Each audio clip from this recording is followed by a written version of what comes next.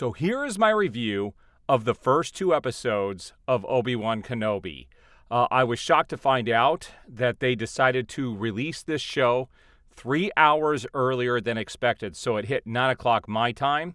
And so I had a couple voiceover projects I needed to finish up. And I immediately ran into my theater room and I watched the first 2 episodes. And I'm going to give you my thoughts. I'm going to keep this as spoiler-free as possible. But I am going to talk a little bit about some of the spoilers that have been put out there and whether they were true or not. So let's get this right off. I'm going to tell you guys whether I enjoyed it or not. And I'm split pretty much down the middle. If I had to rate the first 2 episodes, I'd give them a 3 out of 5. They were entertaining, but the show is far from perfect. And I will tell you that I think the biggest disservice they have with the first 2 episodes is that the feel and the look of it is a little bit disjointed.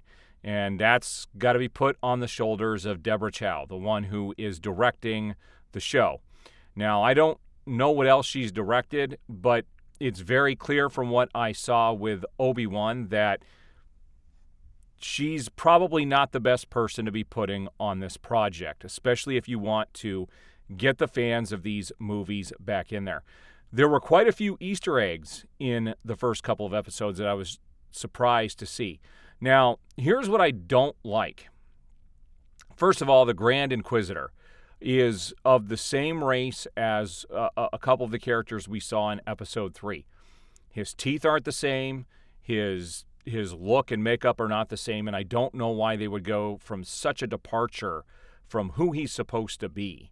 And that was a little disjointed. And that's the best way I can put the first 2 episodes, is very disjointed.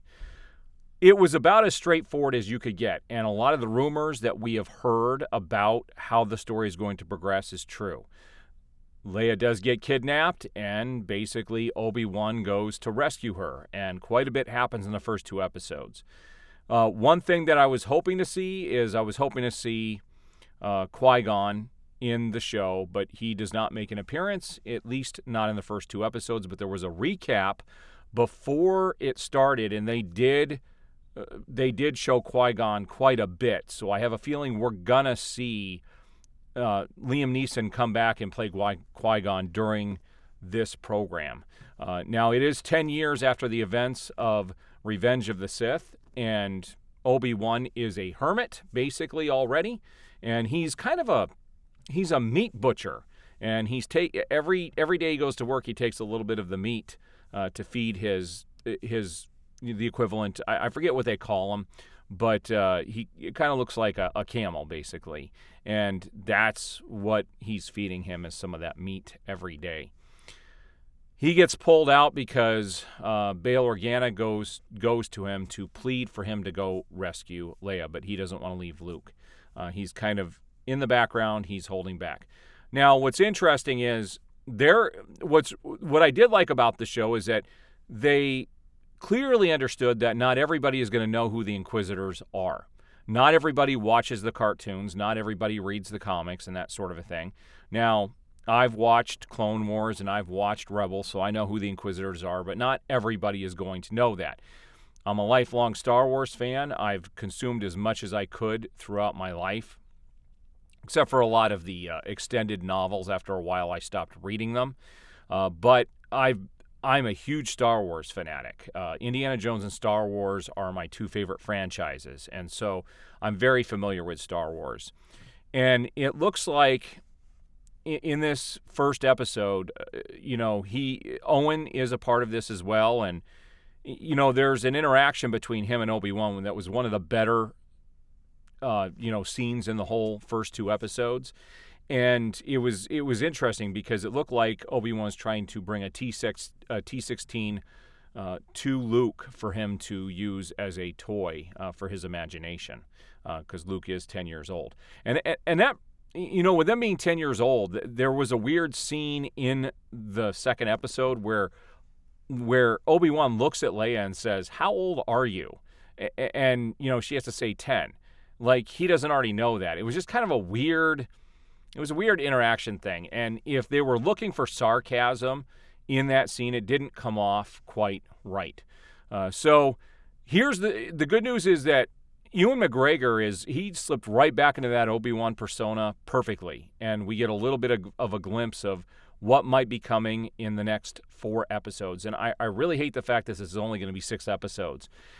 I was surprised to find that the first episode was almost an hour long. I mean, it did have almost 10 minutes of credits, so it was about 50 minutes or so. The second episode, though, if you take out the recap at the beginning and you take out the credits at the end, the program was only about 30 minutes long. And when it ended, I was like, what the heck? And there is a scene in here also where Reva is definitely going to be a big part of this. And based on the rumors that have been floating around, I do have a feeling that a lot of these rumors are correct, and it is going to end the way that people have talked about. Now, I'm not going to spoil that for anybody here, but this does look like this might be the Reva show. It may look like, Obi-Wan is obviously the central character that's driving everything forward, but this is mainly going to focus on Reva, and that is very clear by the end of the second episode. And so she's going to weigh heavily into this, which is kind of a shame. I really wish it was about Obi-Wan and just about him and Anakin. But it's going to be about more than that because that's what Disney likes to do.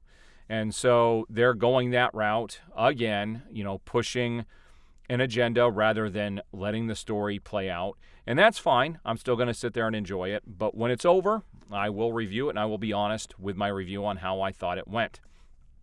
And those things have nothing to do with skin color or anything else, because Disney already came out in front of this knowing that there was going to be a backlash about this becoming the Reva show, that they offered to give the actress counseling for all the racist comments that are about to come their way.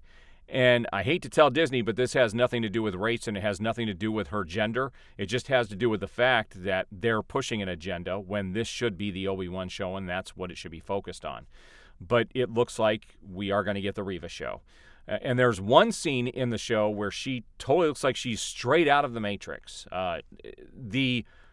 Just the way the show plays out, it's just disjointed. It doesn't have an identity almost. And there's no original Star Wars music in it. That's one thing I don't understand. With The Mandalorian, in that episode where Luke, went through the hallway and took out all of those, super battle droids, whatever they were called, they didn't play the Star Wars music, which was a shame. Like, the whole time it should have been the Star Wars music. And in here, we don't get any of the Star Wars themes. And there's one scene where they really needed to use it, and they did not. So I was a little disappointed to see that. The music is by John Williams, and we do have a theme for Obi-Wan, which is fantastic. And you can feel that. This show takes place at the worst time for the Jedi, and the music reflects that. So there is some really good music that is able to convey some of those emotions, but the directing does not match the music, and it doesn't match the material. And so I'm not sure Deborah Chow was the right person to direct this. But, we'll see how this plays out. Hopefully the next 4 episodes are better, but if I had to give it a rating at this stage, it would be 3 stars. All right, if you guys have seen the first 2 episodes, what did you guys think? I thoroughly enjoyed it. Wish it was longer, but also the look and the feel could be quite a bit better. I was hoping for a little bit more to connect with Star Wars, but, at least we're getting content. I just hope the rest plays out much better than the first 2 episodes did.